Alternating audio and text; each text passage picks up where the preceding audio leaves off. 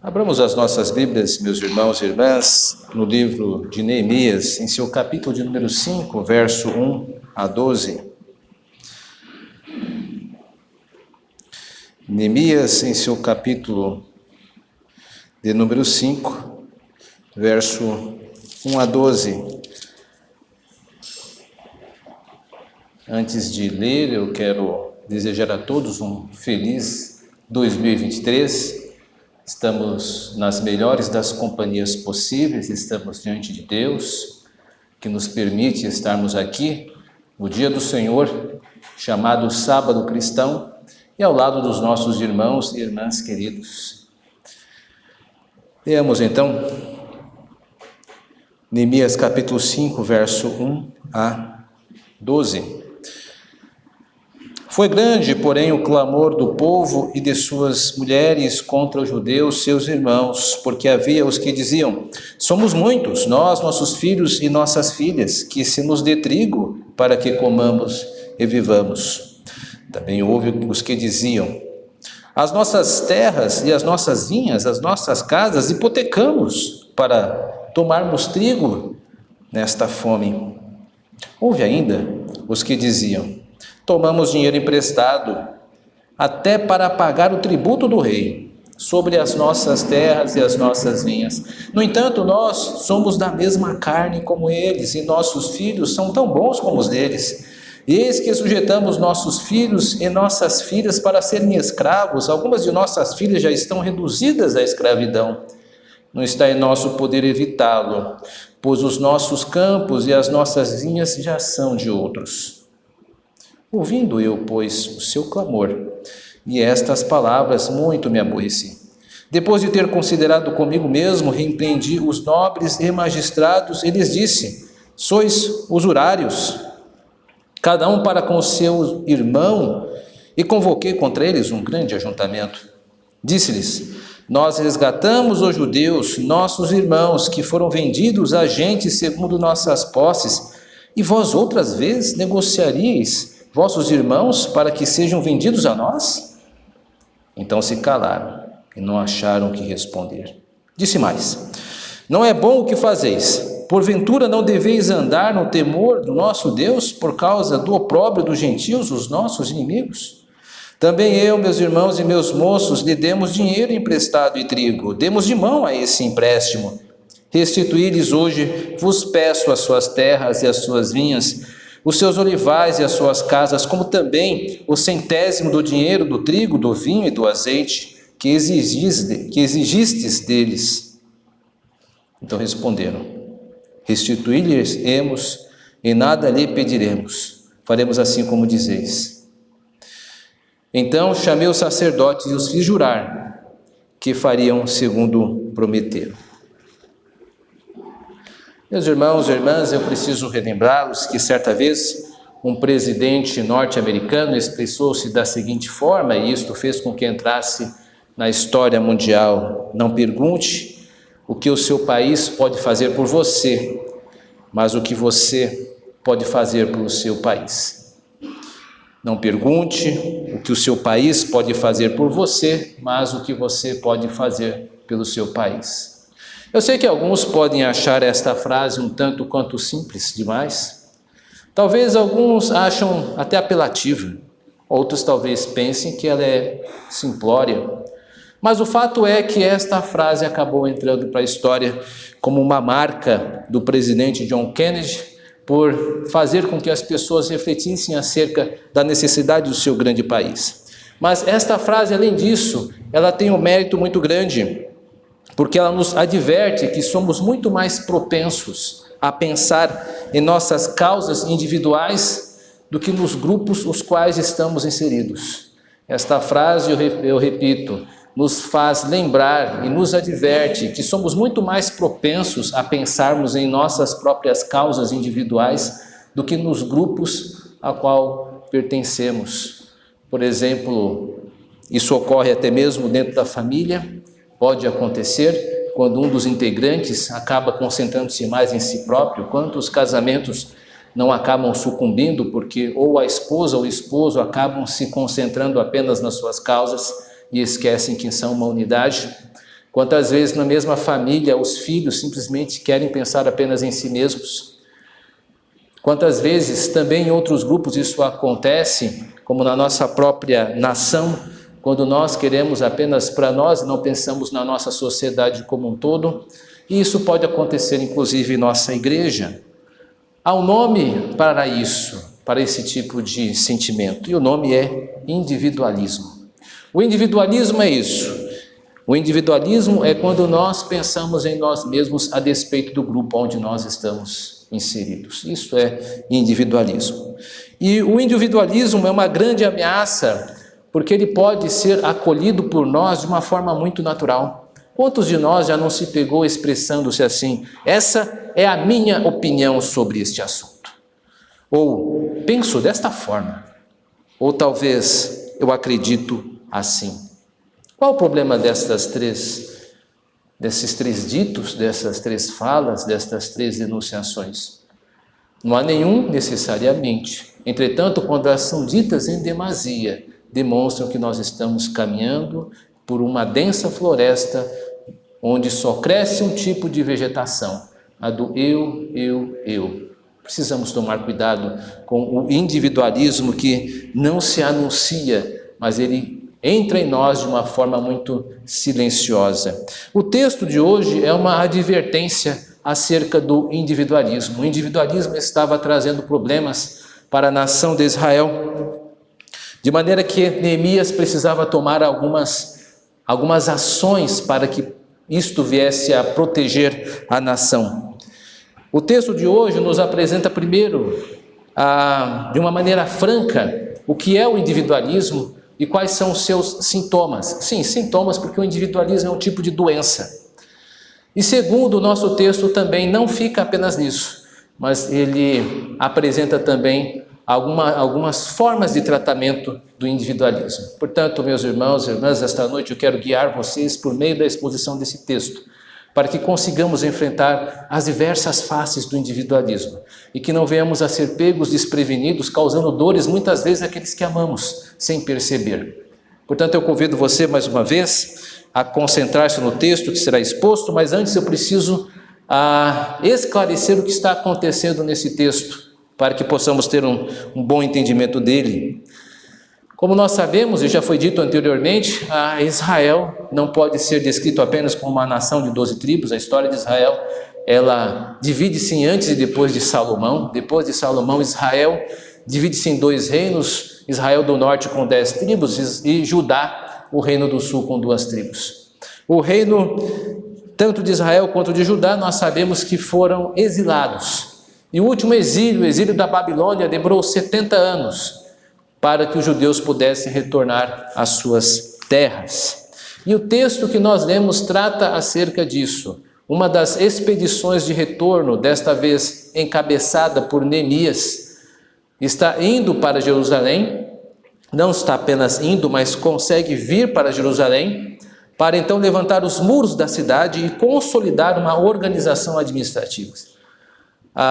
Neemias está vindo com o mando de Artaxerxes. Artaxerxes é o rei persa, o império persa que governa a região nesse momento, e ele está indo lá com recursos para poder reconstruir, recursos e prestígio para poder também aplicar a lei naquela sociedade.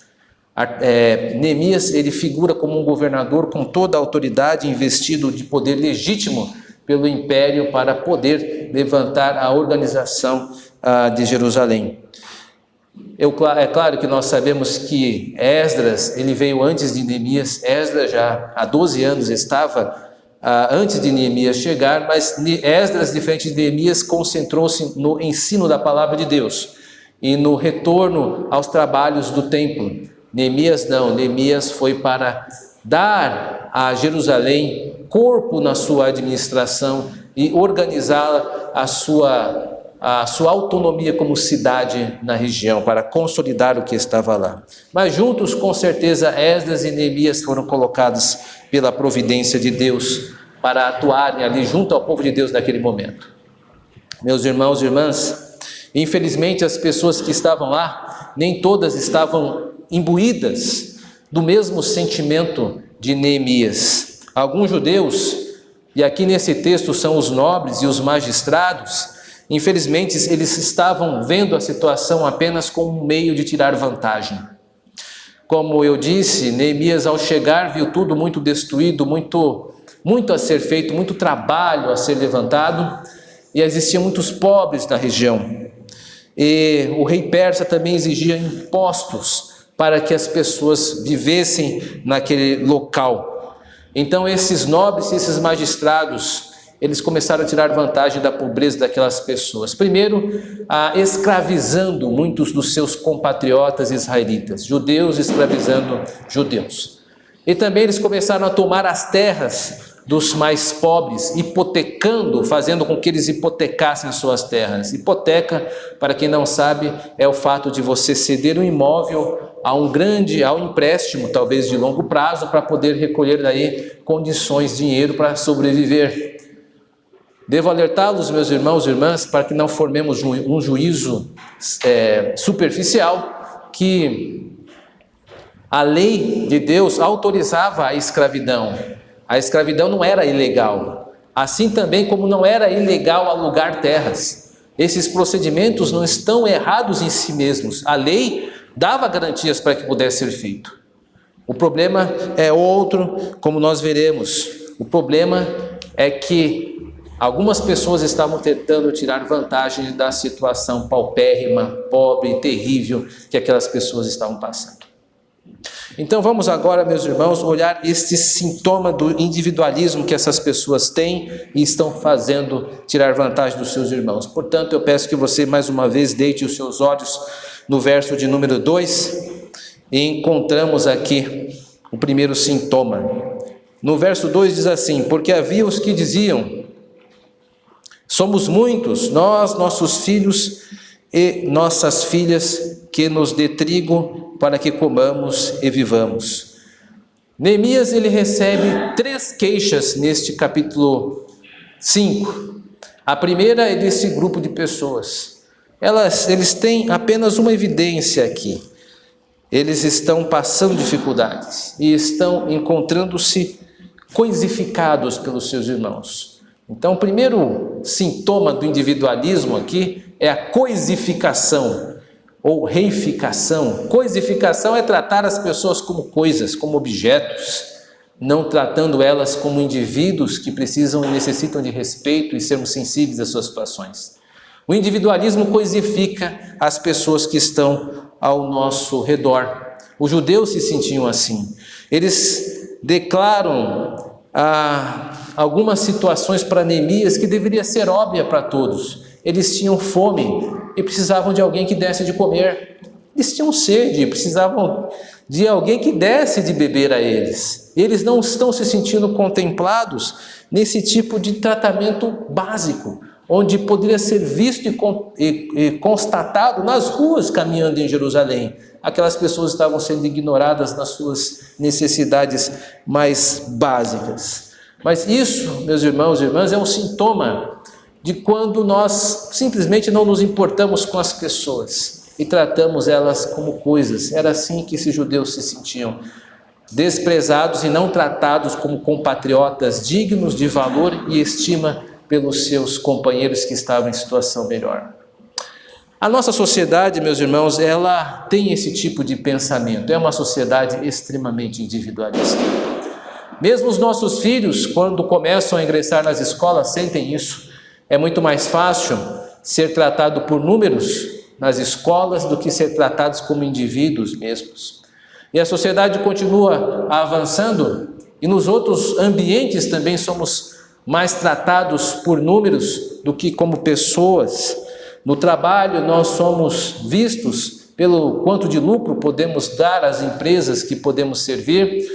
Nos ambientes do comércio nós somos avaliados pelos clientes satisfeitos que podemos causar, pelas horas de trabalho. Até mesmo na hora da morte, algumas pessoas já se referiram a CPFs sendo cancelados. Isto é uma forma, meus irmãos e irmãs, de nos coisificarem.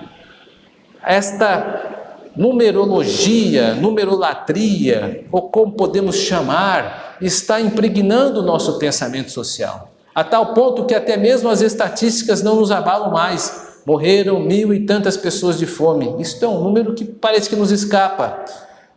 Mas quando você diz que Maria, José, Antônio, Silvano, pais, filhos, esposas, esposos, sucumbiram à dor da fome e conta-se a sua história, isso tem um outro significado.